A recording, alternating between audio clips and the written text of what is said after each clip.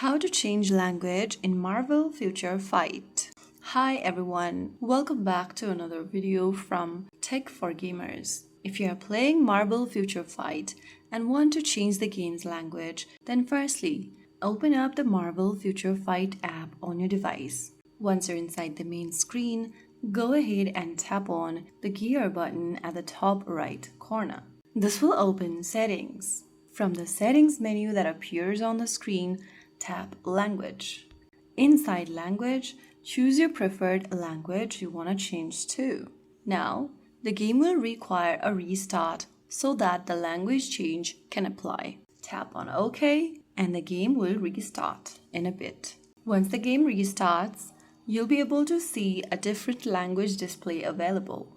So that is how you can easily change the display language setting in Marvel Future Fight.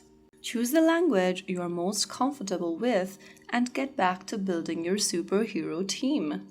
I hope the tutorial was helpful to you. If it was, don't forget to like, share, and subscribe to our channel. I will be back again in the next video. Stay tuned and thanks for watching.